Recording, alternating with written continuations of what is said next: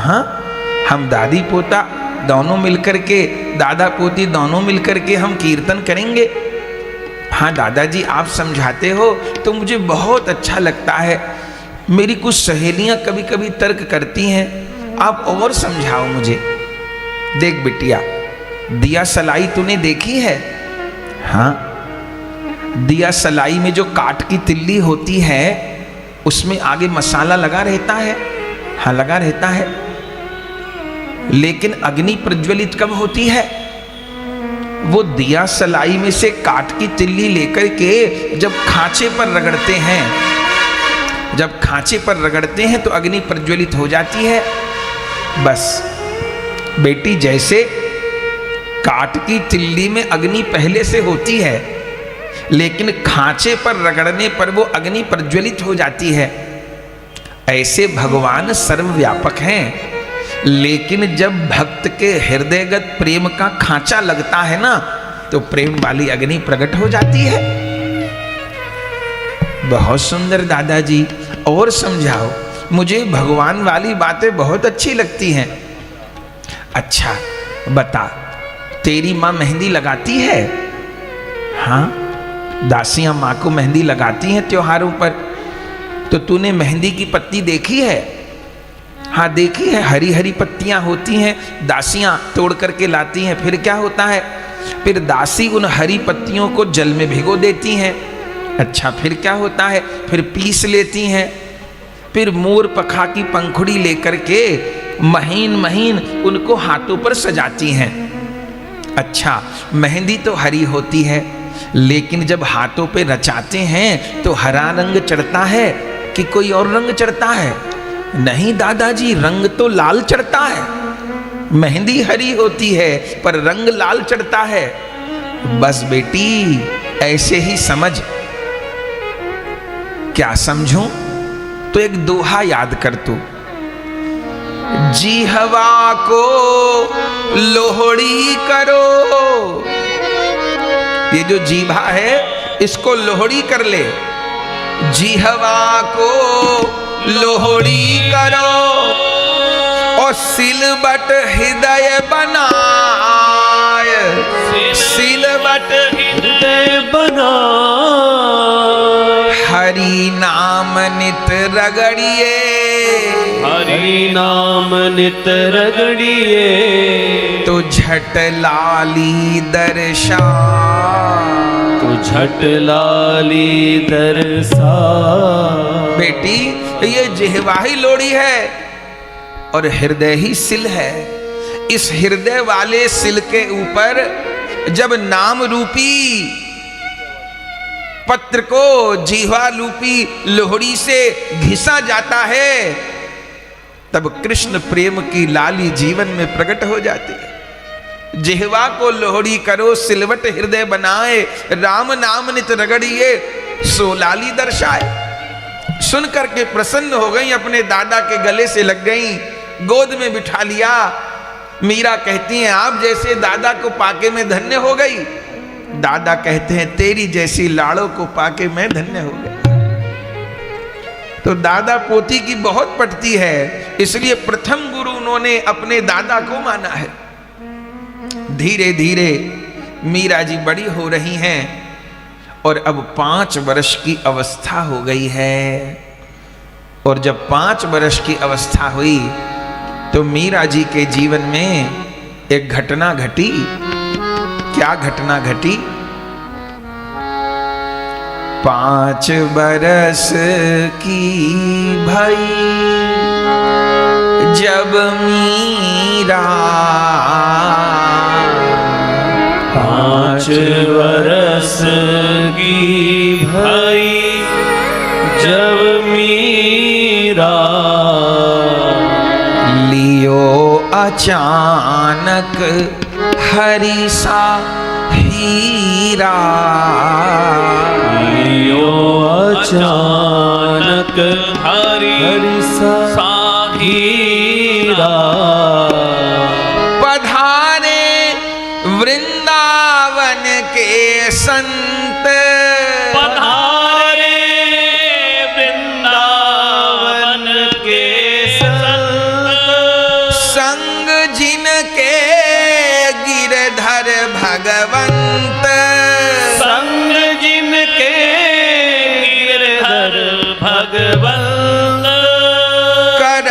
सेवा सुख देत अनंत, करत सेवा सुख देत अनंत।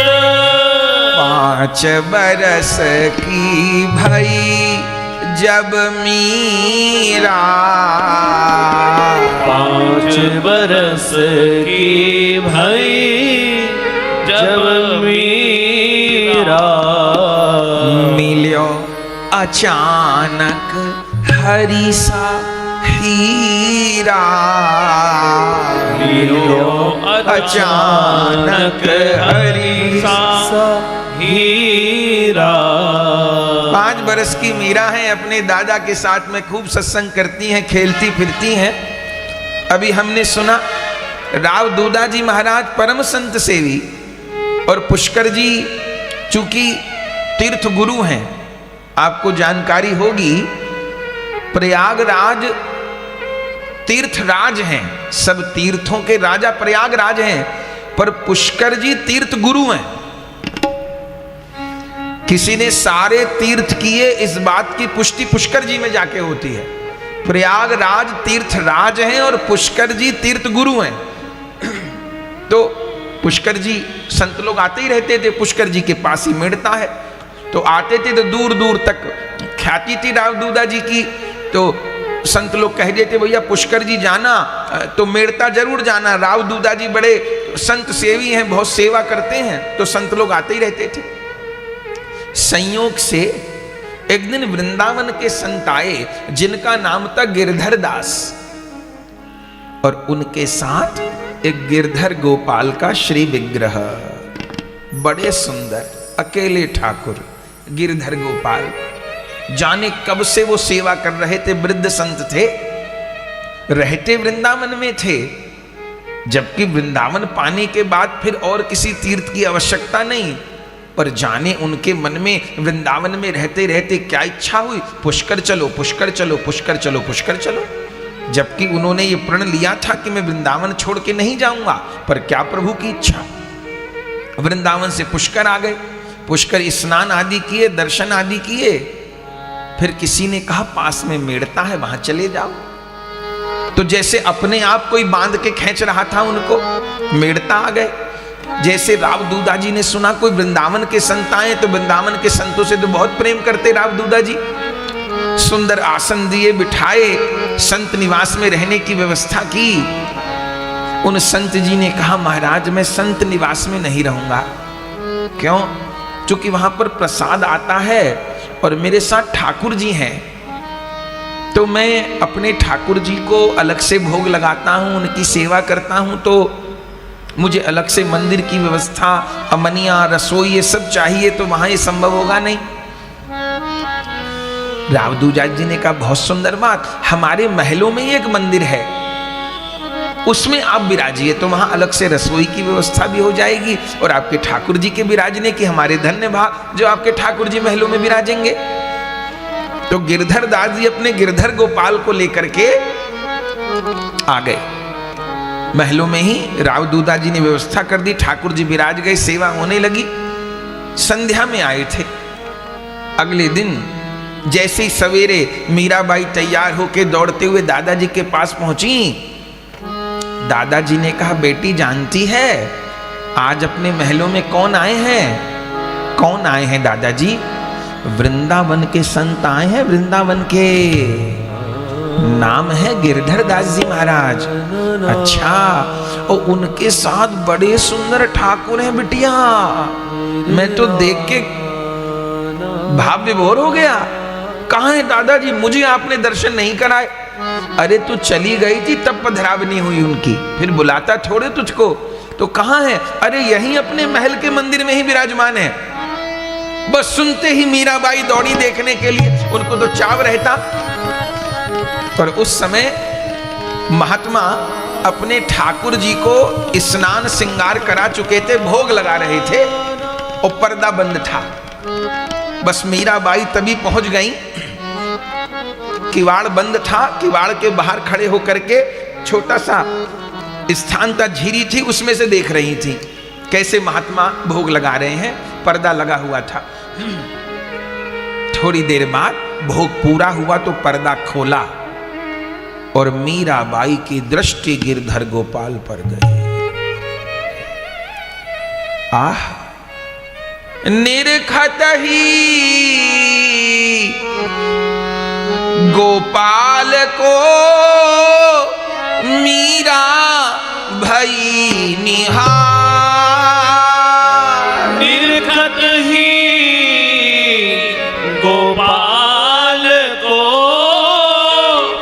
मीरा भई निहार। निरखत गिरधर गोपाल को मीरा भई निहार। निरखत गिरधर गोपाल को मीरा भई निहार। देखत ही मन चोर लियो। देखत ही मन चोर लियो। देखत ही मन चोर लियो। देखत ही मन चोर लियो। प्यारो मदन गोपाल। प्यारो मदन गोपाल। प्यारो मदन गोपाल। प्यारो मदन गोपाल। जो गिरधर गोपाल का दर्शन किया, मीरा तो खड़ी रह गई और टकटकी लगा के कब में को संत ने भोग उसार लिया, कब में को आरती कर दी, कब में को प्रणाम किया और कब में को उन्होंने पीछे मुड़ के देखा, मीराबाई तो मूर्ति के जैसे खड़ी है। गिरधर दास की दृष्टि गई, कोई 5 साल की बेटी मूर्ति बनी खड़ी है, टकटकी लगा के ठाकुर को देखती है। महात्मा ने कहा, बिटिया 2-3 बार कहने पे तो समाधि भंग हुई। तब चौंकी मीरा, जी प्रणाम किया। कौन हो बिटिया? मैं राव दूधा जी महाराज की पोती हूं, मीरा। अच्छा मीरा, तुम्हारे बारे में दादाजी बता रहे थे कि कल मिलवाऊंगा अपनी बिटिया से, अब बड़ी प्यारी बिटिया है। मीरा जी ने कहा, ये कौन है? बिटिया ये मेरे ठाकुर हैं, इनका नाम है गिरधर गोपाल, बड़े प्यारे हैं। हाँ, ये आपके ठाकुर हैं? हाँ। तो ठाकुर जी तो बड़े होते हैं, छोटे भी होते हैं। ठाकुर तो वो मंदिर में जो 4 भुजानाथ हैं, बहुत बड़े, उनको कहते हैं ना। बिटिया ठाकुर बड़े भी होते हैं, छोटे भी होते हैं। मंदिर में बड़े ठाकुर होते हैं, घर के सेवा के ठाकुर छोटे होते हैं। अच्छा, तो ये आपके ठाकुर जी हैं? हाँ, ये मेरे हैं। पर संत जी, मेरे तो कोई ठाकुर जी नहीं है। अरे बिटिया, अभी तो तुम छोटी हो ना, फिर 4 भुजानाथ तो तुम्हारे कुल परिवार के ठाकुर हैं, पर उनकी सेवा पूजा मैं तो नहीं कर पाती। वहाँ तो बड़े बड़े पंडित जी वो लोग सेवा पूजा करते हैं, तो सबके ठाकुर जी होने चाहिए। हाँ, सबके ठाकुर जी होने चाहिए, पर संत जी मेरे तो कोई ठाकुर जी नहीं है। अरे तो कोई बात नहीं, थोड़ी बड़ी हो जाओ, अपने दादाजी को कहना बड़े सुंदर ठाकुर जी दिलवा देंगे। लेकिन संत जी, मुझे तो आपके ठाकुर जी बड़े प्यारे लग रहे हैं, आप मुझे अपने ठाकुर जी दे दोगे? क्या कहा? कोई किसी से उसके ठाकुर जी मांगता है? अरे जन्म बीत गई सेवा करते करते। अरे संत जी, ये आपके गिरधर गोपाल मुझे ऐसे इशारा करके बुला रहे थे अभी। संत जी ने कहा मेरी तो उम्र बीत गई सेवा करते करते, मुझे तो कभी इशारा नहीं किया, तू अभी आके खड़ी हुई तुझे इशारा भी कर दिया इन्होंने। बोले क्या कहूं, मुझे ऐसे इशारा करके बुला रहे थे। ऐसी बात नहीं करते बिटिया, कभी किसी से किसी के भगवान नहीं मांगे जाते, ठाकुर अपने अपने होते हैं, जाओ। थोड़ा डांट दिया, लेकिन मीरा का दिल तो चुरा लिया उस गिरधर गोपाल ने। मीरा तो गई, उतमें मीरा पहुंच महल में, रोवत हो ये अधीरा। उतमें मीरा पहुंच महल में, रोवत हो अधीरा। मात पिता समझाय के हारे, मात पिता समझाए के हारे। नेक धरत नहीं धीरा, नेक धरत नहीं धीरा। 5 बरस की भई जब मीरा, 5 बरस की भई जब मीरा। मिल्यो अचानक हरी सा हीरा, मिल्यो अचानक हरी सो हीरा। क्या कहना, मीरा तो भागते हुए गई महल में और रोने लगी। मैया बाबा सब पीछे पीछे, बिटिया क्या हो गया, बिटिया हमारी मीरा तो कभी रोती नहीं, क्या हो गया बिटिया, क्या रोए सो रोए, रोए सो रोए रो।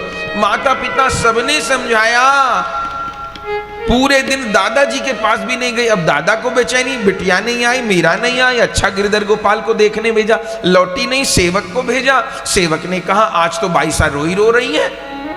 पूरा दिन बीत गया रोते रोते, पूरी रात बीत गई। दादाजी परेशान, भाई मेरी बेटी तो रोती नहीं, किसने क्या कह दिया मेरी लाड़ो को, रो ही रो रही है। रोते रोते आंख सुजा ली, न भोजन किया न पानी पिया। माँ ने बहुत समझाया, बस गिरधर मारा, गिरधर मारा, गिरधर मारा, गिरधर मारा, गिरधर मारा, गिरधर, रोए सो रोए। पूरी रात नहीं सोई। पर ऐसा मत समझिएगा कि मीरा नहीं सोई, अरे उस गिरधर गोपाल को भी नींद नहीं आई।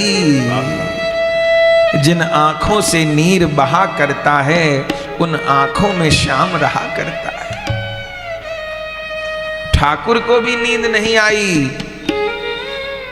और वो बाबा मन में क्या सोच रहे हैं, हद हो गई, जरा सी लड़की कैसी बात करती थी, ठाकुर दे दो, और कितने अधिकार से मांग रही थी जैसे उसी के हों।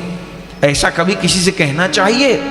गिरधर दास जी ने सोचा अब यहां से निकल जाना ही ठीक है, क्योंकि राजाओं का घर है, राजकुमारी मचल गई, कहीं राजा साहब ने कहा कि नहीं नहीं तो क्या होगा, मेरे से उत्तर भी नहीं दिया जाएगा, तो कल भोर होते ही मैं तो चला जाऊंगा। रात को गिरधर गोपाल का शयन कराए, भोग आदि लगाए, शयन कराए, और वही मंदिर में महात्मा सो गए। महात्मा तो सो गए, लेकिन गिरधर गोपाल नहीं सोए, और वो मीरा नहीं सोई। कबीर बाबा कहते हैं, सुखिया सब संसार है, खावे अरु सोवे, दुखिया दास कबीर है, जागे अरु रोवे। नहीं सोए। और फिर ठाकुर जी ने आधी रात में गिरधर दास को स्वप्न दिया। क्या स्वप्न दिया? पहले तो इंकारे बाबा ठाकुर दूंगो नाही, पीछे समझ गए मीरा की सांच प्रीत मन माही। इत गिरधर स्वप्न में प्रगटे, बाबा को समझायो, वृंदावन से तेरे संग मैं मीरा के हित आयो। आधी रात को ठाकुर जी प्रकट हो गए। महात्मा सो रहे थे। महात्मा को कहा, गिरधर दास उठो। तुरंत देखा मंदिर में प्रकाश हो रहा है। सामने गिरधर गोवर्धन नाथ खड़े हैं। चौंक गए, प्रणाम किया। प्रभु ये स्वप्न है या प्रत्यक्ष है? प्रत्यक्ष है गिरधर दास। मैं तुम्हारी सेवा से बहुत प्रसन्न हूं। तुमने मेरी बहुत सेवा की। आज तुम्हारी सेवा की सिद्धि का समय है। मैं बहुत प्रसन्न हूं।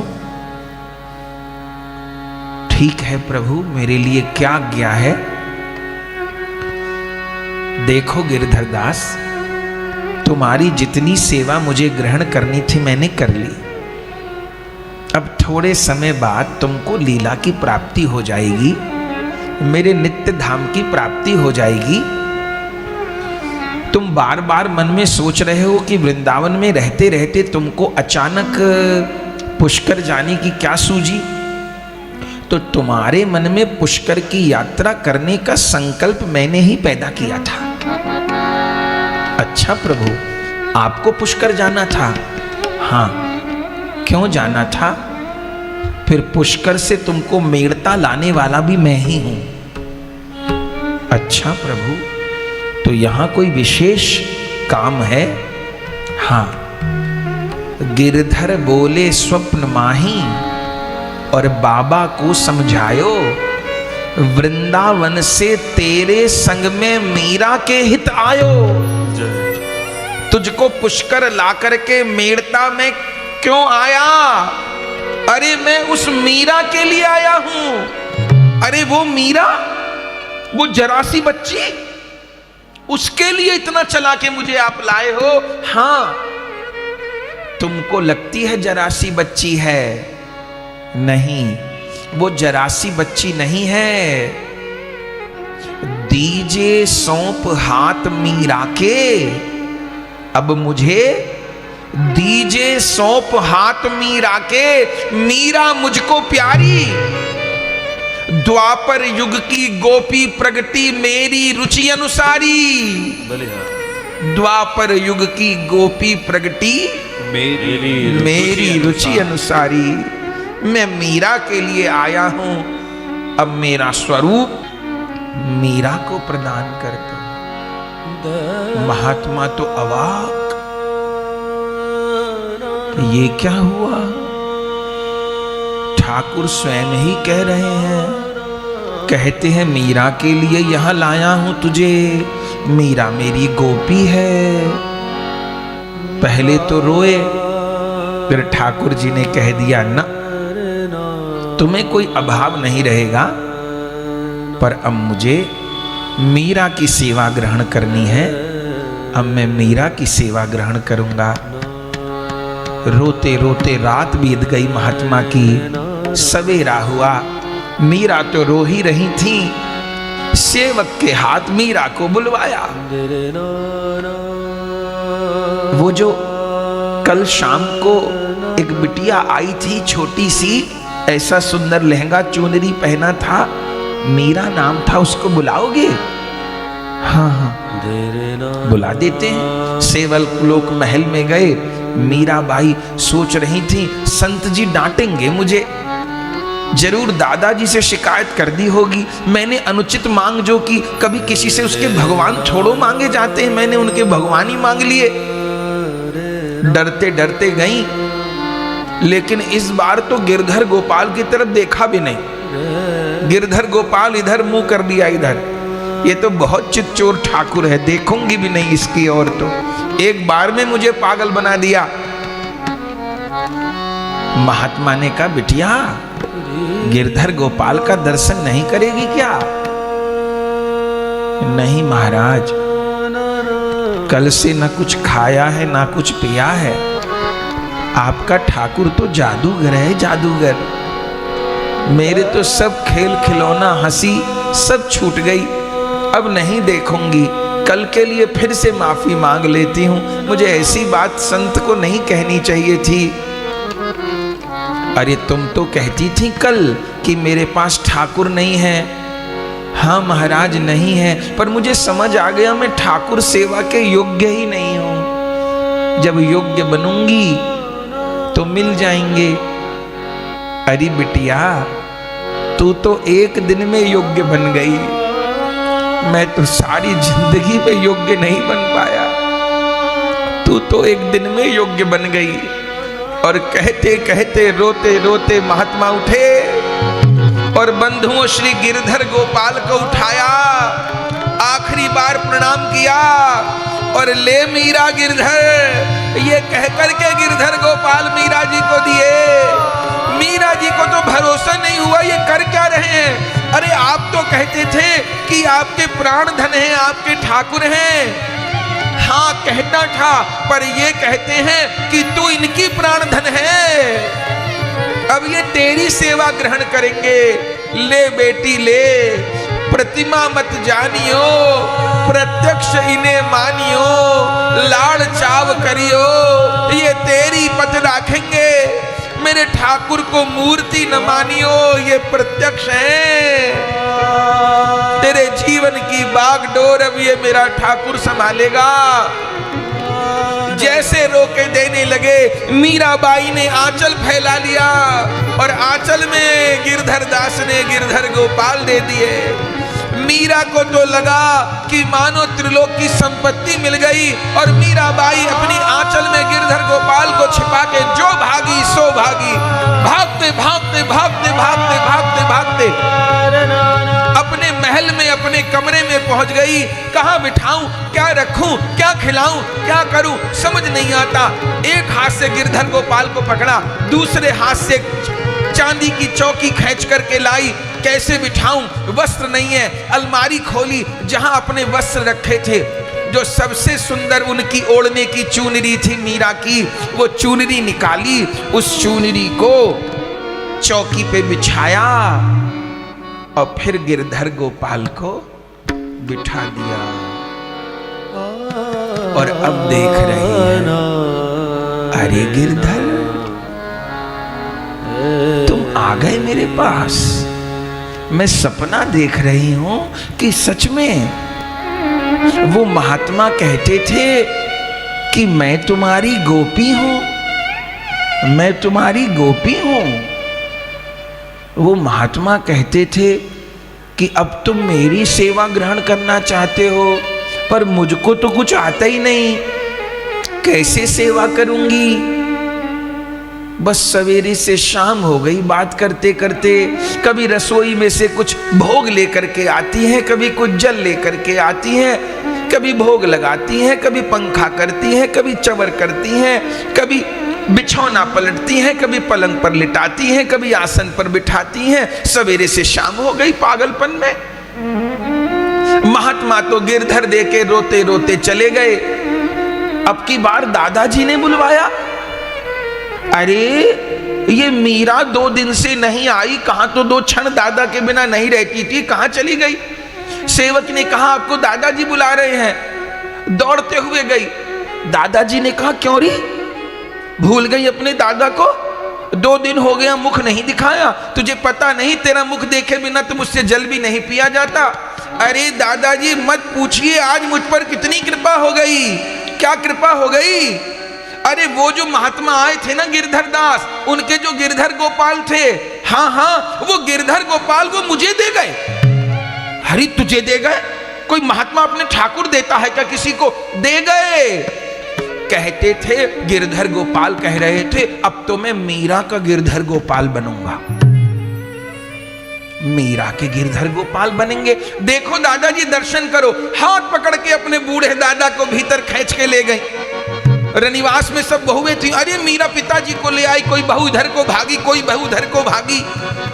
अपने कमरे में ले जाकर के खड़ा कर दिया। दादाजी ने देखा, अरे क्या कहना, ये तो सही में तुझे ठाकुर मिल गए। हाँ दादाजी मुझे सेवा पूजा करनी नहीं आती।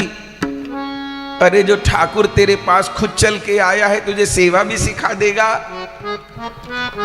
तो दादाजी मेरे ठाकुर जी के लिए सिंहासन बनवा दीजिए, शैया बनवा दीजिए, आसन बनवा दीजिए, श्रृंगार पोशाक बनवा दीजिए। अगले दिन ही दादा ने चांदी के सिंहासन, चांदी के छत्र, चमर, श्रृंगार, पोशाक सबकी व्यवस्था कर दी और मीरा जी के महल में ही गिरधर गोपाल विराजमान हो गए। मीराबाई तो डूब गई सेवा में, बड़ी सुंदर सेवा करती हैं। क्या कहना, पहले ही मीराबाई का खेल खिलौनों में मन नहीं लगता था, अब तो खेल खिलौना, हंसी, कहीं आना जाना सब बंद हो गया। अब तो सवेरे से शाम तक बस गिरधर गोपाल। अब तो दादाजी के पास भी कम जाती हैं, दादाजी बुलाते रहते, अरे बिटिया आ जा, अरे बिटिया आ जा, एक बार तो आ जा लाली। और वो तो अब गिरधर गोपाल का भोग, अब श्रृंगार, अब शयन, अब ये, अब वो लगी रहती है पूरा दिन। धीरे धीरे करके फिर समय बीता। मीरा अपने गिरधर गोपाल की सेवा में थी, पास में मां किसी सेवा कार्य में लगी थी। इतनी देर में बाहर से जोर जोर गाजे बाजे की आवाज आने लग गई। ढोल नगाड़े शहनाइयां बज रही हैं। तुरंत मीराबाई चौंक करके झरोके पर गई तो देखा कोई बहुत बड़ी यात्रा, हजारों गाजे बाजे वाले, नक्कारा शहनाई बजाने वाले, सैनिक, हाथी, घोड़ा, सामंत, और उन सब के बीच में हाथी के ऊपर कोई बहुत सुंदर जन बैठा है। मीराबाई ने तुरंत मां को कहा, मां ये क्या है? ये लोग यात्रा करने जा रहे हैं, ये किसी राजा की सवारी है क्या? मां ने कहा, बावरी, ये गिरधर गोपाल को छोड़ के दीन दुनिया को देखेगी तब तो पता चलेगा ना। इतनी बड़ी बेटी हो गई, उसको ये नहीं पता कि बारात क्या होती है और यात्रा क्या होती है। मूर्ख बारात को यात्रा बता रही है। अरे बावरी, ये कोई यात्रा नहीं जा रही, कोई तीर्थ पे नहीं जा रहे, कोई पुष्कर जी नहाने नहीं जा रहे ये लोग, ये बारात है बावरी, बारात। माँ जी, बारात किसको कहते हैं? हे भगवान, विधाता ने एक लड़की दी, वो भी पागल, बारात नहीं जानती। जब कोई वर ब्याहने जाता है ना, तो ऐसे ही गाजे बाजे के साथ घोड़े पे, हाथी पे बैठ के जाता है, तो उस जाने को बारात बोलते हैं। तो ये किसकी बारात है? अरे तू तो जानती है, वो जो चंदा आती थी ना तेरे पास खेलने, सेठ पूरणमल की बेटी चंदा, हाँ चंदा जी आती थी खेलने, उसी की बारात है। सेठ पूरणमल की बेटी की बारात आई है, ब्याहने वर आया है। अच्छा, तो अब क्या होगा? अब वही तेरी चंदा दीदी चली जाएगी वर के साथ में। अच्छा माँ, तो हर बेटी की बारात आती है? हाँ, क्यों नहीं आती, हर बेटी की बारात आती है। तो वो जो हाथी पर बैठा है एकदम सज के संवर के, वो कौन? वो दुल्हा है, दुल्हा, बींद है, बींद।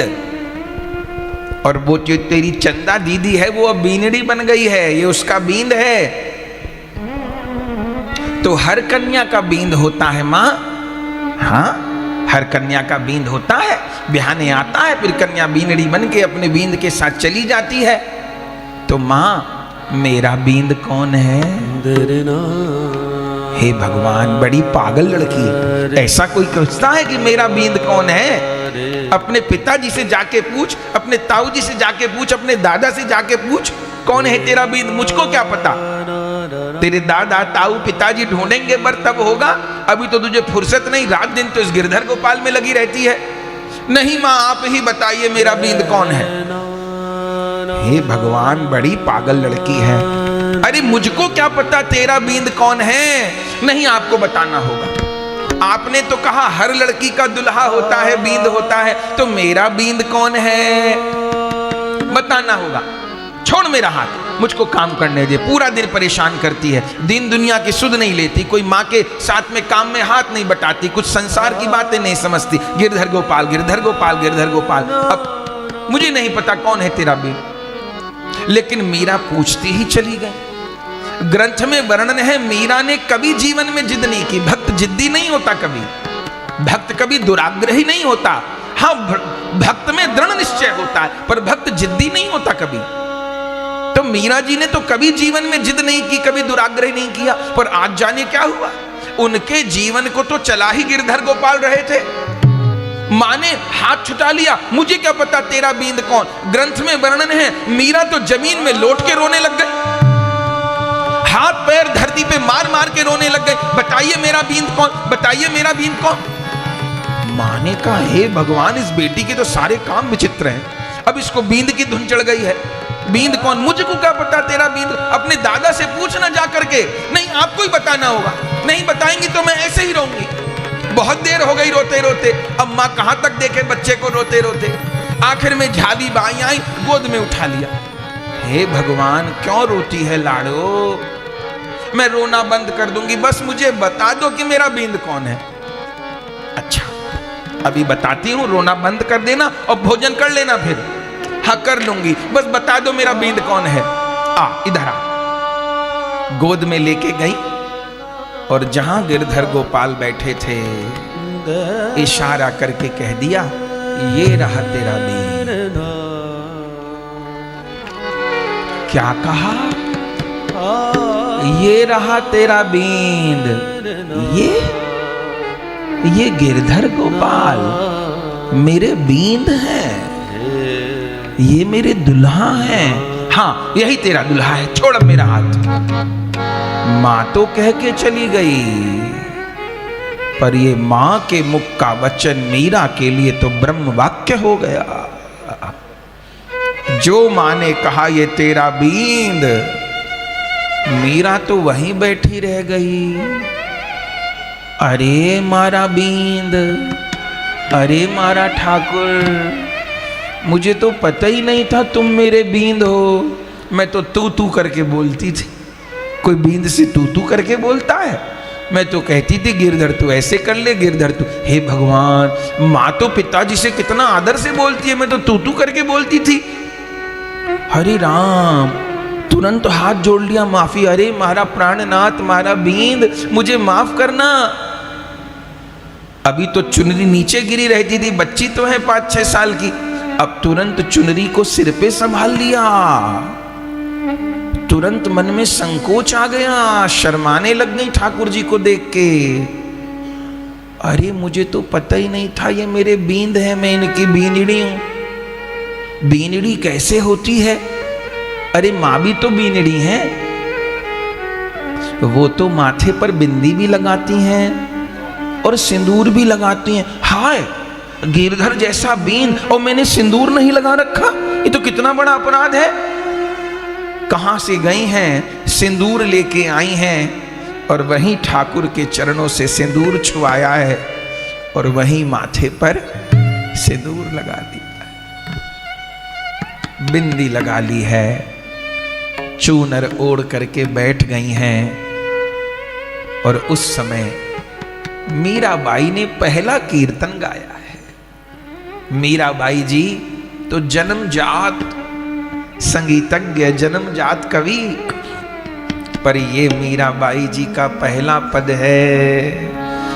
बसो जी मोरे नैनन में नंदलाल, बसो जी मोरे नैनन में नंदलाल, बसो जी मोरे नैनन में नंदलाल, बसो जी मोरे नैनन में नंदलाल, बसो जी मोरे नैनन में नंदलाल, बसो जी मोरे नैनन में नंदलाल, बसो जी मोरे नैनन में नंदलाल, बसो जी मोरे नैनन में नंदलाल,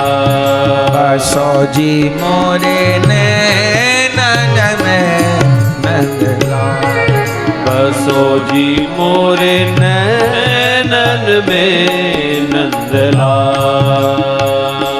मोहनी मूरत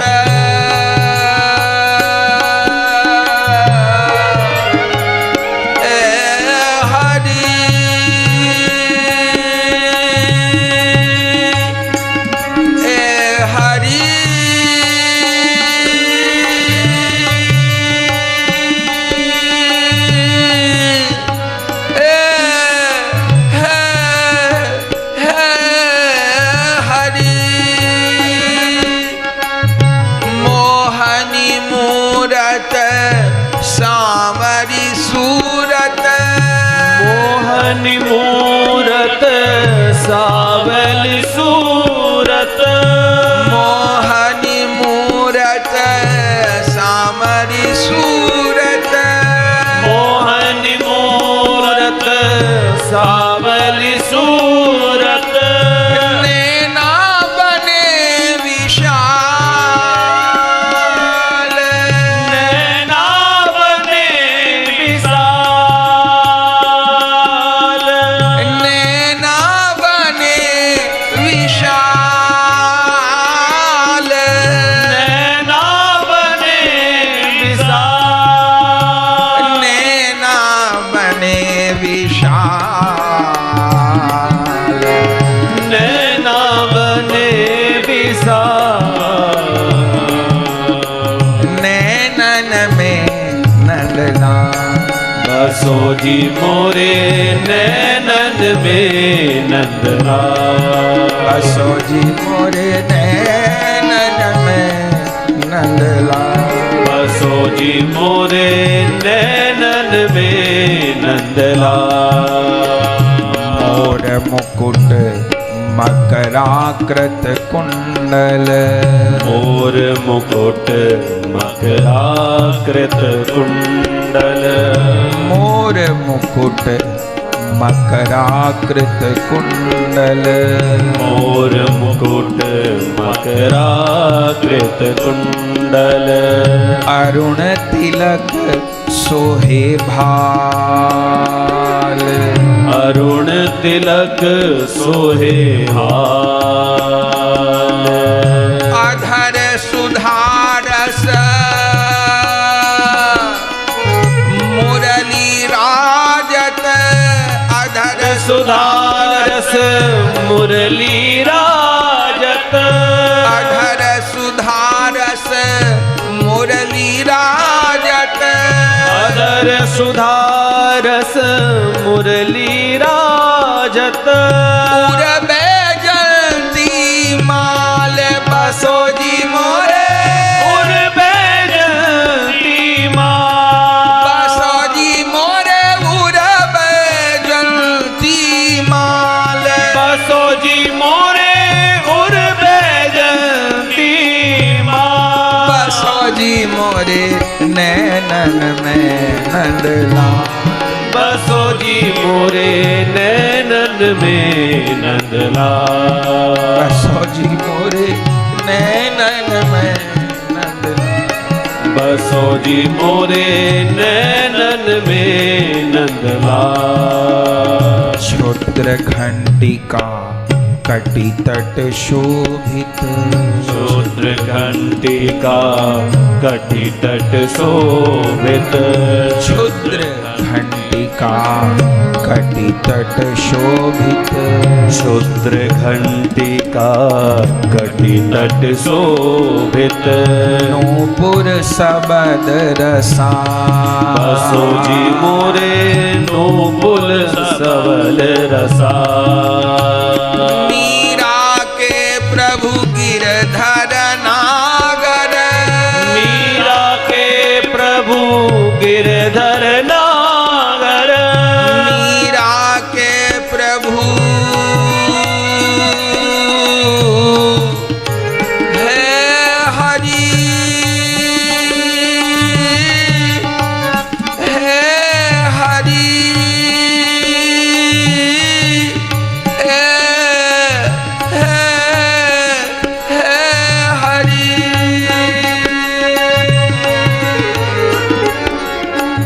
मीरा के प्रभु गिरधर नागर, मीरा के प्रभु गिरधर नागर, भक्त बछल गोपाल।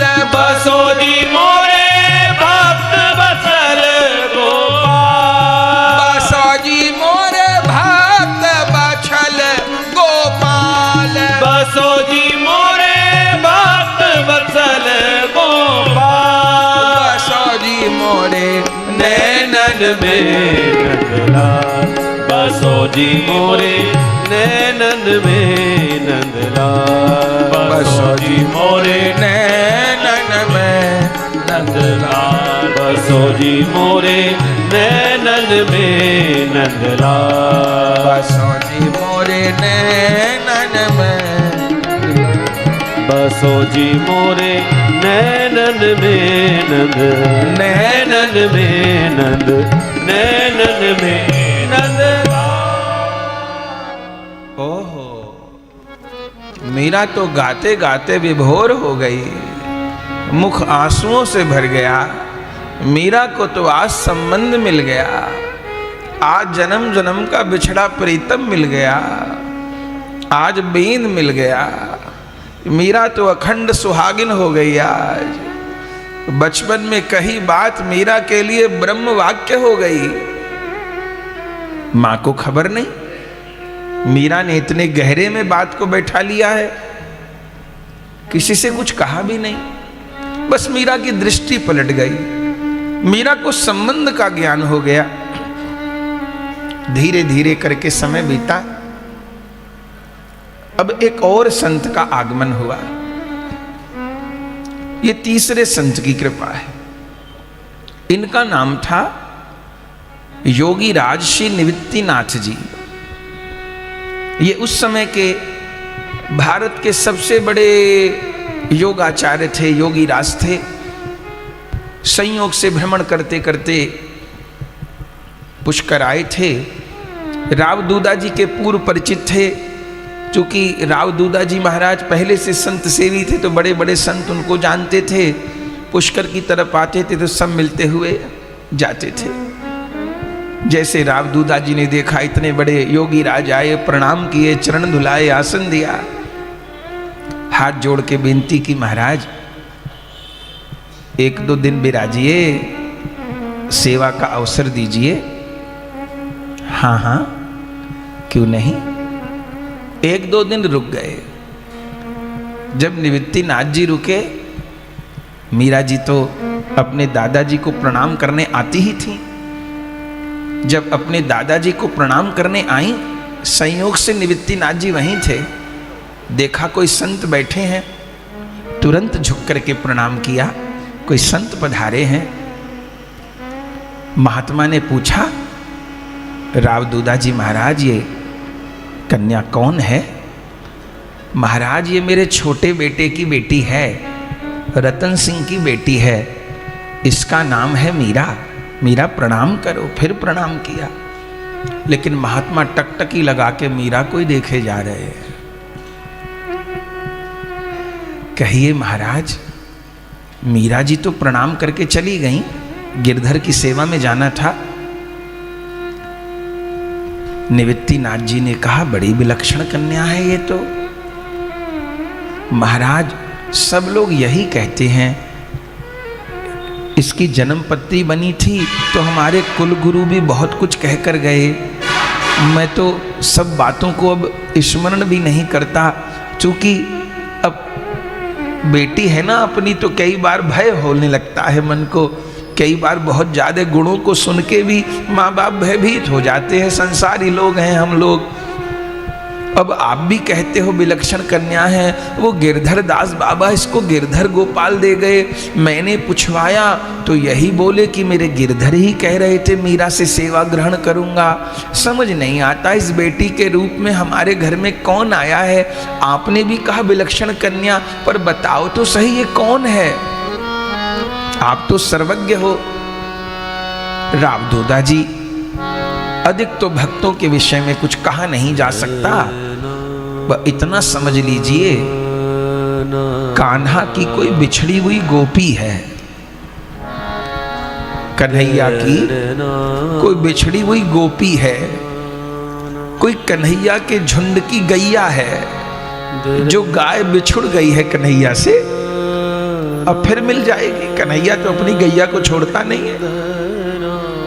अच्छा महाराज, आप लोगों को पवित्र करने आई है, जो हो सके कर लो, पवित्र करने आई है आपको। महाराज, मेरे मन में एक भाव जाग रहा है, कहिए। मैं चाहता हूं मैं अपनी बेटी को अच्छी से अच्छी शिक्षा दिलवाऊं। घर में जो और सब शिक्षा दी जा सकती है कन्या को वो तो दिलवाई जा रही है, पर मेरा मन होता है मैं बिटिया को अच्छे से अच्छा संगीत सिखाऊं, योग सिखाऊं, संस्कृत सिखाऊं, सब कुछ सिखाऊं अपनी बेटी को, मैंने योग्य से योग्य बनाऊं। आप अगर अन्यथा न लें, आप मेरी बिटिया को प्राणायाम और योगाभ्यास सिखा देंगे क्या? जरूर सिखा दूंगा। उसको सिखा के मेरी विद्या भी धन्य हो जाएगी। शायद तुम्हारी बेटी के साथ मेरा नाम भी जुड़ जाए। तुम्हारी बेटी को तो संसार भूलेगा नहीं, लोग याद करेंगे कि कोई निवृत्तिनाथ हुआ था, उसने योग सिखाया था। बाकी तुम्हारी बेटी को कुछ सीखना बाकी है नहीं, वो सीखी सिखाई है। पर आप कहते हैं तो जरूर सिखा दूंगा, और आपकी बेटी बहुत जल्दी सीख भी जाएगी। ठीक है महाराज, तो सिखाइए ना। राव दूदा जी ने मीरा जी को कहा, और अगले दिन से ही मीराबाई की योग शिक्षा शुरू हो गई। गुरु भी अचंभे में रह गए। पहले दिन से ही सारे प्राणायाम, सारे आसन, सारे योग के विधान मीरा एकदम ठीक ठीक करने लग गई। जिस आसन में जितनी देर बैठने को कहा जाता था, मीरा दुगने समय तक बैठ जाती थी। कठिन से कठिन आसन मीरा बड़ी सहजता में लगा लेती थी। अभी केवल 1 महीना बीता था, योगाभ्यास करते करते, प्राणायाम करते करते मीरा के शरीर में कुछ हलचल होने लगी। एक दिन निवृत्तिनाथ जी को कहा, बाप जी कहो बिटिया, मुझे आपसे कुछ कहना है। कहो बिटिया, निसंकोच कहो। कुछ दिन से मुझे अपने कमर के नीचे वाले हिस्से में कुछ खारिश होती है, कुछ फुसफुसाहट होती है, कुछ बेचैनी होती है। कैसी बेचैनी होती है बेटा? ऐसा लगता है कि कोई चीज ऊपर उठना चाहती है लेकिन उठ नहीं पा रही। शरीर में बेचैनी होती है। धन्य भाग बेटी, धन्य भाग।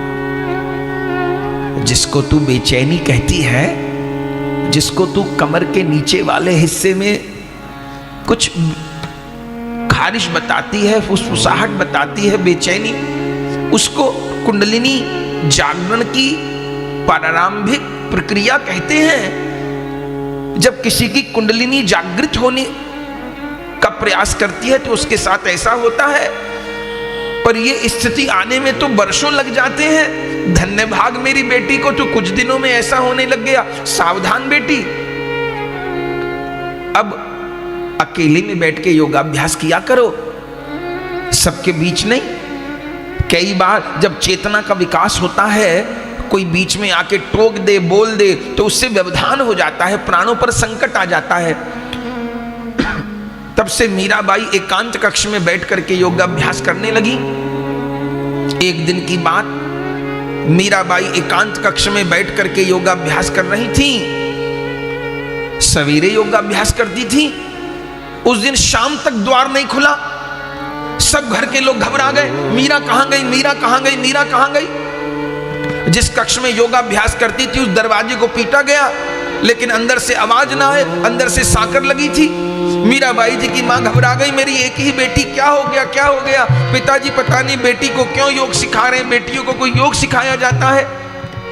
खबर दादाजी के पास पहुंची। दादाजी व्याकुल होकर के आए, निवृत्तिनाथ जी आए, क्या हुआ? सवेरे से आज उठी नहीं मीराबाई, बार बार दरवाजे को पीटा गया, दरवाजा अंदर से बंद था, खुल नहीं रहा था। आखिर में सेवकों ने दरवाजे को तोड़ दिया, और जो दरवाजा तोड़ करके पहुंचे तो क्या देखा कि मीराबाई आसन के ऊपर मूर्छित पड़ी हैं। पूरे कमरे में प्रकाश और दिव्य सुगंधी छाई हुई है, और मीराबाई के सिर की चुनरी छत की कड़ी में उलझी हुई है, और मीराबाई अचेत पड़ी है। तुरंत दादाजी दौड़े, बेटी को गोद में ले लिया। निवृत्तिनाथ जी से कहा, क्या हो गया मेरी बेटी को, क्या हो गया? निवृत्तिनाथ जी ने नब्ज देखी, शरीर का तापमान देखा, छत पर देखा, चुनरी उलझी थी छत की कड़ी में। राव दूदा जी को गले लगा के बोले, बधाई हो। राव दूदा जी ने कहा, किस बात की बधाई?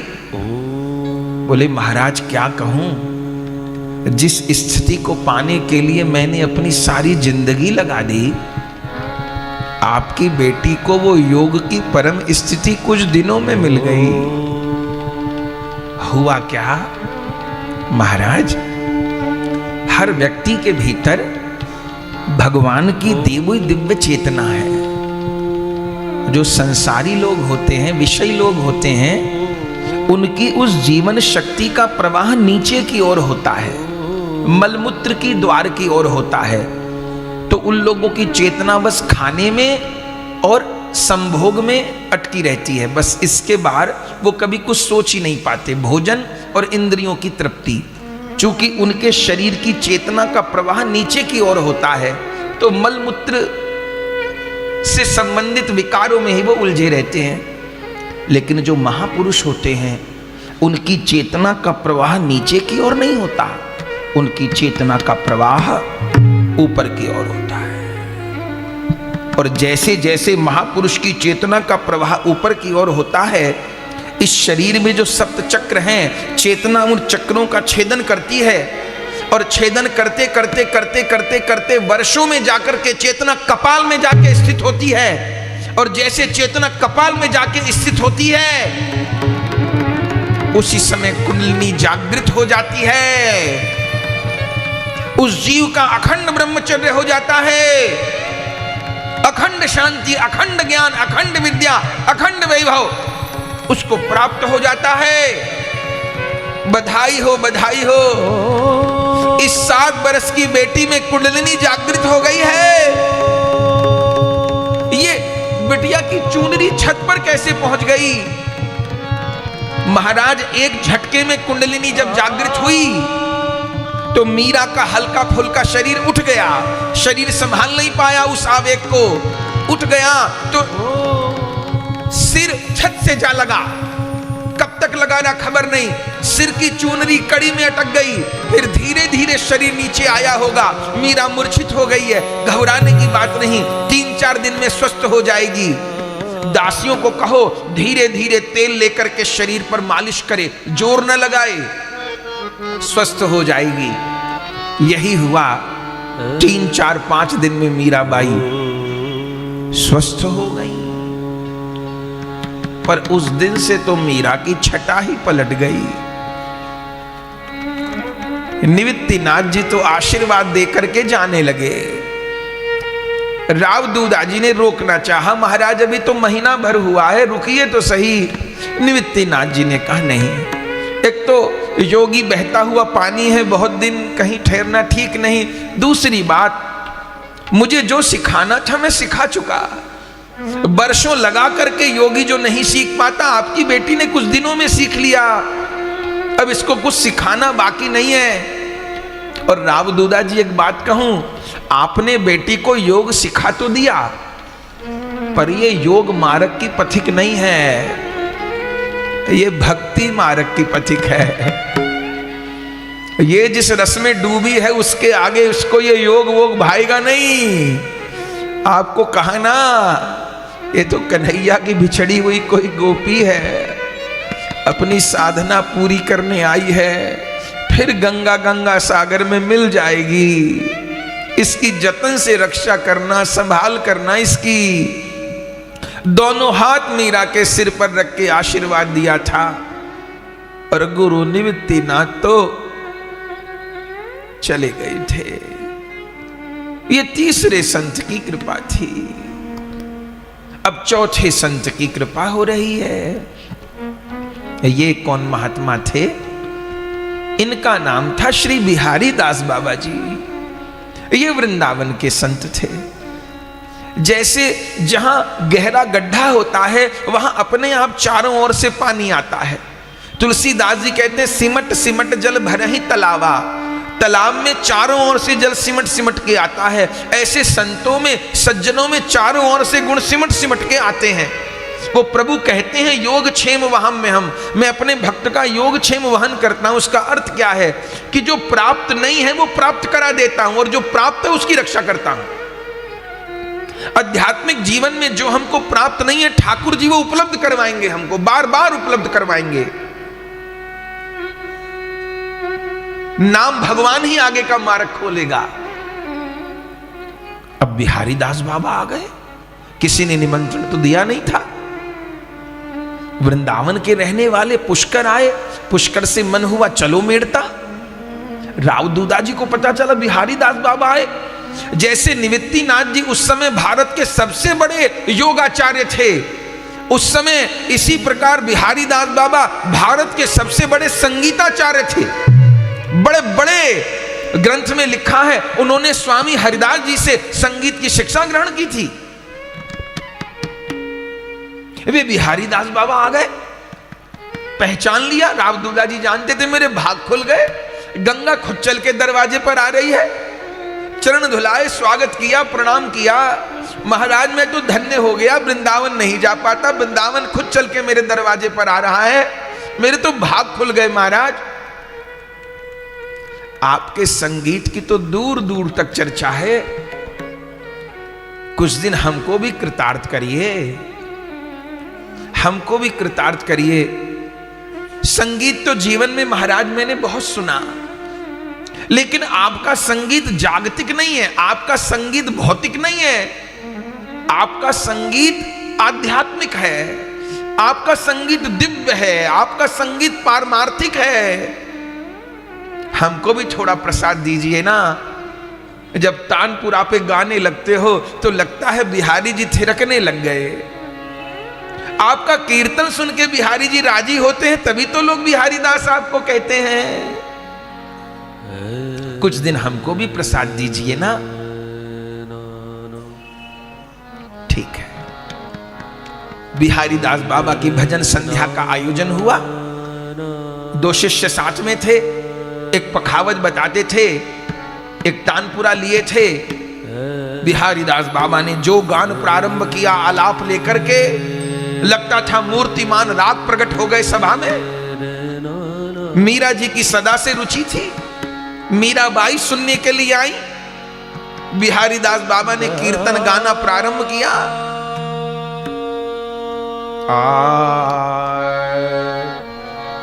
मेरो मन नंदलाल सोमान्यो, मेरो मन नंदलाल सोमान्यो, मेरो मन नंदलाल सोमान्यो, मेरो मन नंदलाल सोमान्यो। कहा करेगो कोयरी, कहा करेगो कोयरी, हाँ तो चरण कमल लपटानी, हाँ तो चरण कमल लपटानी, होनी होय जो होयरी, होनी होए जो होयरी, जो मेरो यह लोक जाएगो और परलोक नसायरी, जो मेरो यह लोक जाएगो और परलोक नसायरी।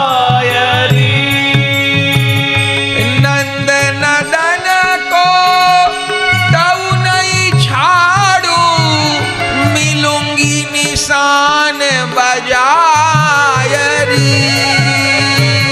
नंद नदन को तऊ नहीं छाड़ू, मिलूंगी निशान बजायरी।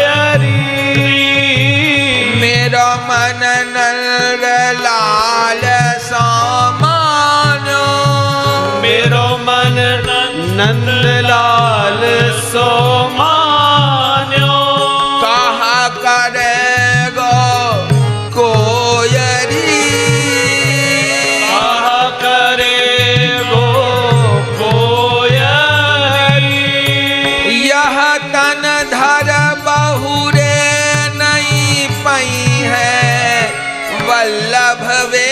वेश मुरारी, यह तन पई बंदे नहीं पई है वल्लभ वेश मुरारी।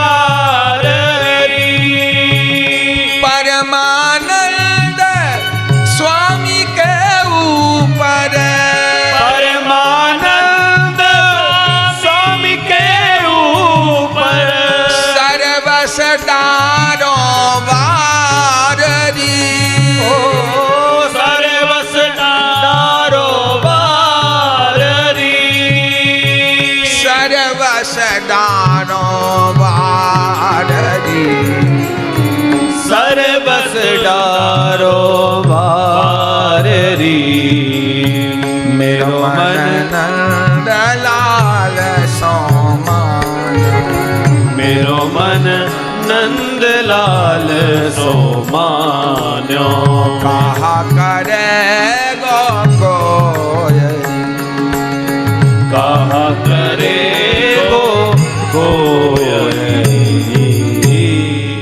बड़ा सुंदर गान हुआ।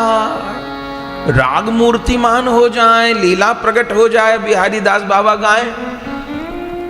मीराबाई सुनती रही। आधी रात बीत गई, विभोर हो गई सुनते सुनते। आधी रात में जाके कीर्तन विश्राम हुआ। फिर सब लोग विश्राम किए। सवेरे बिहारी दास बाबा राव दूदा जी के साथ सैर के लिए निकले। दोनों बुजुर्ग सैर के लिए महल के बगीचे में निकले। तभी मीराबाई का स्वर सुनाई दिया। बिहारी दास बाबा सुन के चौंके। जो पद कल गाया था, जिस राग में गाया था, जैसे गाया था, बिल्कुल वैसे मीराबाई ने मानो उसमें और अमृत भर दिया हो। उसी स्वर में मीराबाई के कंठ की ध्वनि आ रही थी।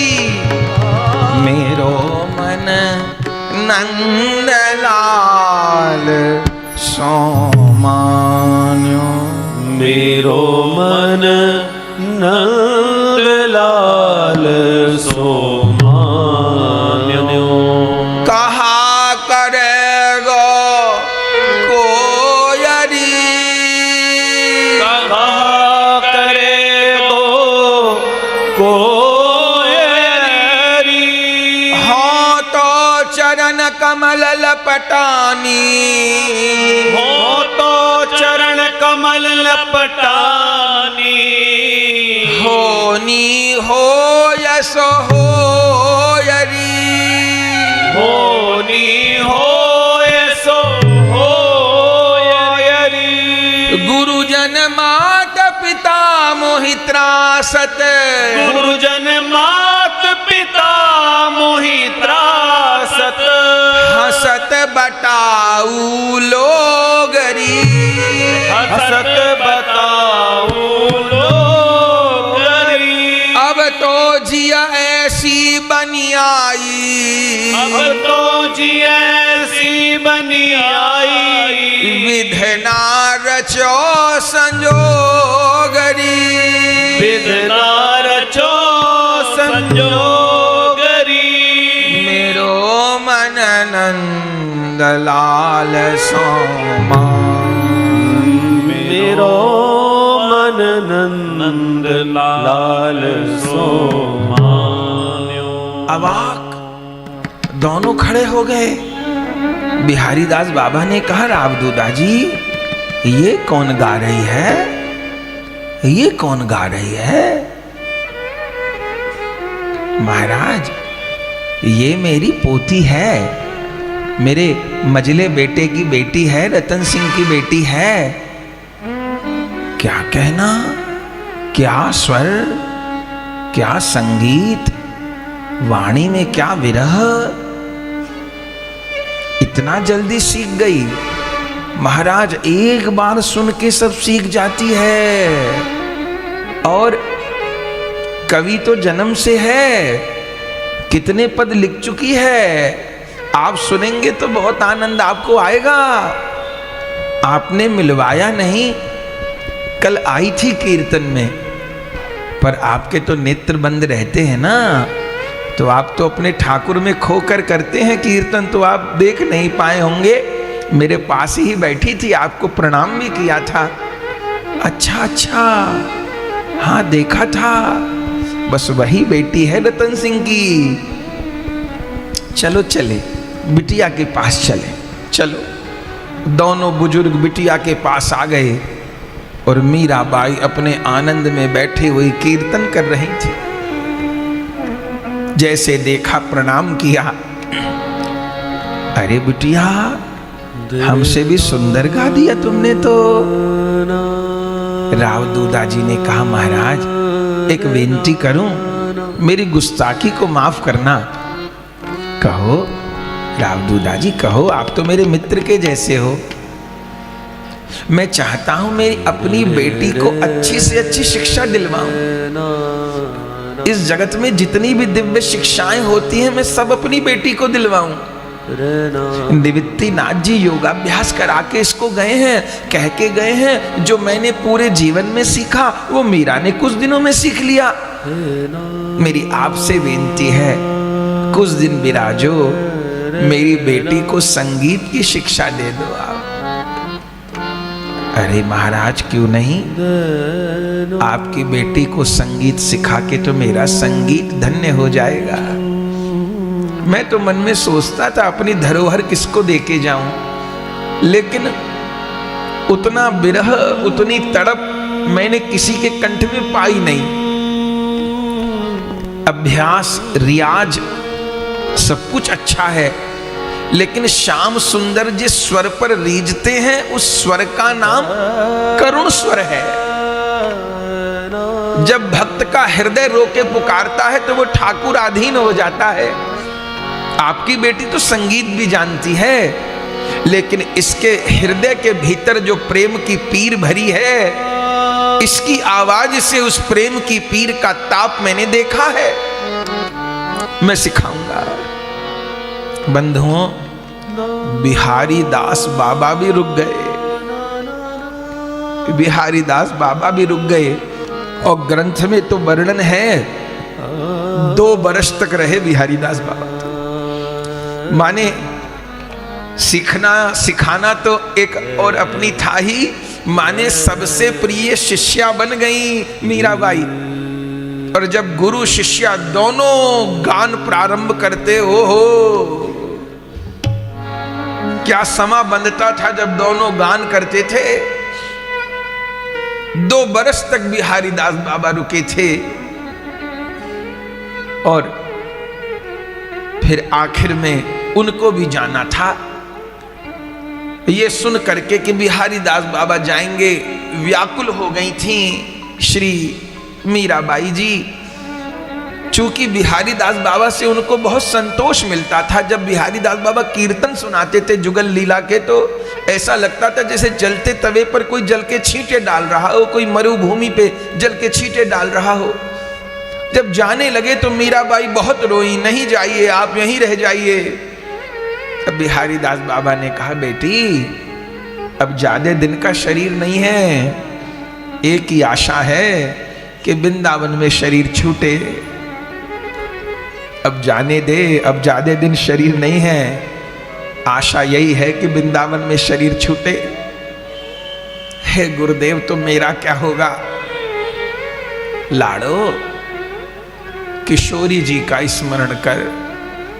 मेरी राधा किशोरी बहुत दयालु है, जिनके हृदय में कृष्ण प्रेम उदय होता है। राधा रानी उस भक्त की मां के समान चिंता करती है। मेरी किशोरी राधा अपने आंचल से तेरे सिर पे छाया करेगी।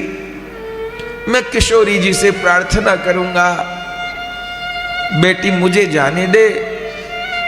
पूरी जिंदगी बीत गई, किसी में मोह नहीं किया मैंने, पर तुझ में मोह हो गया बेटी मेरा। पर कोई बात नहीं, भगवान के भक्त में मोह भी हो जाए तो हानि की बात नहीं है। पर अब मुझे जाने दे, रोक मत, ज्यादा मेरा समय अब बाकी नहीं है। तब उस समय बिहारी दास बाबा भी चले गए थे। फिर किसी तरह से मीरा जी ने अपने आप को संभाला था और फिर श्री मीराबाई जी को अपने जीवन में 5वें महापुरुष की कृपा मिली थी। ये 5वें महापुरुष कौन थे? आपने गिना ना? पहले दादा रावदूदा की कृपा, फिर गिरधर गोपाल देने वाले गिरधर दास जी की कृपा, फिर योग सिखाने वाले निवृत्तिनाथ जी की कृपा, फिर संगीत सिखाने वाले बिहारी दास बाबा की कृपा। 4 संत की कृपा हो गई। अब 5वीं कृपा दीक्षा गुरुदेव रैदास जी के द्वारा हो रही है। गुरु पूर्णिमा का पर्व आया, श्री मीराबाई जी को आज लगन लगी है, बार बार पूछती हैं अपने दादाजी से, मेरे गुरुदेव कौन है, मेरे गुरुदेव कौन है, मेरे गुरुदेव कौन है। दादाजी कहते हैं, बेटी निवृत्तिनाथ जी तो तेरे गुरुदेव हैं, वे तो योग के गुरु हैं। अरे तो बिहारी दास बाबा वे संगीत के गुरु हैं। तो गिरधर दास बाबा उन्होंने तो प्रभु प्रदान किए, लेकिन मेरे दीक्षा गुरुदेव कौन है? बेटी तू अपने गिरधर गोपाल से प्रार्थना करना, तेरा ठाकुर ही तेरी सब व्यवस्था करता है, तेरा ठाकुर ये भी व्यवस्था कर देगा। दादाजी मैं दीक्षा के बिना अपने जीवन में अधूरापन महसूस करती हूं। दीक्षा किसको कहते हैं मुझे यह भी नहीं पता। देख बेटी, दीक्षा माने दिशा देना, दीक्षा देना माने दिशा देना। केवल मंत्र देने का नाम दीक्षा देना नहीं है। हमको उपासना का एक पथ मिले। हम लोग जीवन में ऐसे अनार भी बिना गुरु के नहीं सीख पाए। ऐसे अनार भी किसी गुरु ने सिखाया था, कितनी बार सिखाया था, कितनी बार हमने गलत लिखा था, एक ऐसे अनार भी बिना गुरु के नहीं सीख पाए। तो उस भगवान की प्राप्ति का मार्ग बिना गुरु के कैसे आ जाएगा? गुरु सोई गोविंद मिलावे, गुरु सोई जो नाम जपावे, गुरु सोई जो संत सिवावे, गुरु सोई जो धाम बसावे, इन करनी बिन गुरु न कहावे। दीक्षा माने दिशा देना, दीक्षा माने ब्रह्म संबंध प्रदान करना। तेरी तो सब व्यवस्था गिरधर ने पहले से कर दी है। दादाजी नाम गुरु के मुख से ही क्यों सुनते हैं? देख बिटिया, जैसे बंदूक में कारतूस चलाया जाता है, तो बंदूक में डाल करके कारतूस चलाते हैं तो कारतूस ही लक्ष्य छेदन करता है। कोई कहे जब कारतूस ही लक्ष्य छेदन करता है तो बंदूक की क्या जरूरत, मैं हाथ में कारतूस लेकर दीवार पर मारूंगा। जब कारतूस ही लक्ष्य छेदन करता है तो यदि कोई हाथ में लेकर के कारतूस दीवार पर मारे तो कुछ नहीं होगा, लेकिन उसी कारतूस को जब बंदूक में डाल के चलाया जाएगा तो लक्ष्य भेदन होगा। ऐसे नाम तो वही है, मंत्र तो वही है, सब शास्त्र में लिखा है, लेकिन गुरु के मुख से सुनने पर फलदायी होता है। गुरु भगवान के चरण कमल में शरणागति प्रदान करते हैं, जीव को उसके स्वरूप का अनुभव करवाते हैं। बिना गुरु शरणागति के गोविंद स्वीकार नहीं करते लीला में। आध्यात्मिक राज्य में कोई अनुभव हो सकता है, लेकिन जहां जाना है वहां की टिकट लेनी होगी, जहां जाना है वहां की गाड़ी में बैठना होगा। बंबई की टिकट लेके कलकत्ता नहीं पहुंचेंगे, कलकत्ता की टिकट लेके दिल्ली नहीं पहुंचेंगे। जहां जाना है वहीं की टिकट लेनी होगी, वहीं की गाड़ी में बैठना होगा। हां, अब गाड़ी में बैठ गए, अब कुछ नहीं करना। और गाड़ी में बैठने का यह नियम भी नहीं है कि नहा के गाड़ी में बैठेंगे, बिना नहाए नहीं बैठेंगे, ऐसा नहीं है। जिसने अच्छे कपड़े पहने होंगे उसको ट्रेन में बिठाया जाएगा, जिसने मैले कपड़े पहने होंगे उसको नहीं बिठाया जाएगा, ऐसा कोई नियम नहीं है। हाँ, टिकट हो गाड़ी में बिठाया जाएगा। हाँ, किसी के पास ज्यादा पैसे थे उसने फर्स्ट क्लास की टिकट ली, किसी के पास कम पैसे थे उसने साधारण जनरल की टिकट ली। लेकिन गाड़ी में जो बैठ गए, गाड़ी एक ही समय पर स्टेशन पर पहुंचेगी। ऐसा नहीं कि फर्स्ट क्लास का डिब्बा पहले पहुंच जाएगा और थर्ड क्लास का बाद में पहुंचेगा, एक साथ गाड़ी पहुंचेगी। पर हां, जिसने फर्स्ट क्लास की टिकट ली है उसकी यात्रा आराम से होगी, और जो जनरल में बैठ के आ रहा है थोड़ी कठिनाई में होगी, पर गाड़ी एक संग पहुंचेगी। बस गाड़ी में बैठा रहे, गाड़ी से उतर के न भागे। अब कुछ नहीं करना, अब गाड़ी में बैठ के चलना भी नहीं, बस भरोसा करके गुरु की गाड़ी में बैठ जाए, वो गुरु की करुणा पहुंचा देगी। गोस्वामी जी कहते हैं, बिन विश्वास भगति नहीं तहि बिन द्रवहि न राम, राम कृपा बिन सपने हूं जीवन लह विश्राम। तो गुरु पादाश्रय माने गोविंद का पादाश्रय, गुरु शरणागति माने गोविंद की शरणागति। तुझे अवश्य गुरु मिलेंगे। श्री मीराबाई जी ने निश्चय किया था, आने वाली गुरु पूर्णिमा को जो संत मेरे आंगन में सबसे पहले चल करके आएंगे, मैं उन्हीं को गुरु रूप में वर्ण करूंगी। गुरु पूर्णिमा आने को थी, मीराबाई जी ने अन्न जल का त्याग कर दिया, और गुरु पूर्णिमा वाले दिन सवेरे से ही भाव विभोर होकर के गाने लगी, मारा सतगुरु, मारा सतगुरु बेग्या आज्यो जी, मारा सतगुरु, मारा सतगुरु बेग्या आज्यो जी, मारे सुखरी सीर बहाजो जी। मैं तुम बिन देखत दुख पाऊं जी, मैं कोयल ज्यों कुरलाऊं जी, ऊ दिन कदे करोला जी, ऊ दिन कदे करोला जी, मारे आंगन पाम धरोला जी। मारा सतगुरु बेग्या आज्यो जी, मारे सुकरी सीर बहाजो जी। मीराबाई गुरुदेव गुरुदेव गुरुदेव गुरुदेव कहते हुए रोती रही, पागल के जैसे नृत्य करती रही। पधार्यो मारा सतगुरु बेगा आजो जी, मारा सतगुरु बेगा आजो जी, मारा सतगुरु बेगा आजो जी। बंधुओं, जैसे गुरु पूर्णिमा की भोर हुई, उसी समय अब कैसे छूटे नाम रट लागी, गाते गाते जगत गुरु रामानंदाचार्य जी के शिष्य श्री रैदास जी महाराज मीरा के महलों में प्रकट हो गए।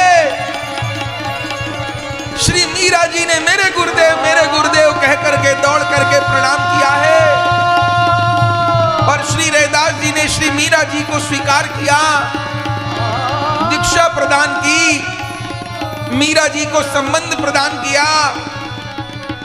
और बंधुओं, मीराबाई के हाथों में जो एक तारा देखते हैं, जो करताल देखते हैं, जैसे नरसिंह जी के चरित्र में सुने, नरसिंह जी को करताल एक तारा किसने दिया? बाजार से नहीं लिया। नरसिंह जी को एक तारा करताल स्वयं राधा रानी ने, ललिता सखी ने दिया। ऐसे मीराबाई के हाथ में जो एक तारा करताल है वो किसी और ने नहीं दिया, वो स्वयं गुरुदेव रैदास जी ने दिया था। सारे जीवन जिस माला से जप किया था वो माला मीरा जी को प्रदान की थी। मीराबाई को अपने जीवन में केवल गुरुदेव से एक दिन का मिलना हुआ था, केवल एक दिन का मिलना हुआ था, पर एक दिन में गुरुदेव वो वस्तु देकर के गए। मीरा माला माल हो गई। बंधुओं, एक दिन केवल मिलना हुआ था, पर मीराबाई को जीवन में दोबारा गुरुदेव का मिलना नहीं हुआ था। कृपा करके गुरुदेव चले गए थे और श्री मीराबाई ने विभोर होके गाया था, पायो जी मैंने राम रतन धन पाया। आयो जी मैंने राम रतन धन पायो। आयो जी मैंने राम रतन धन पाया। पायो जी मैंने राम रतन धन पायो।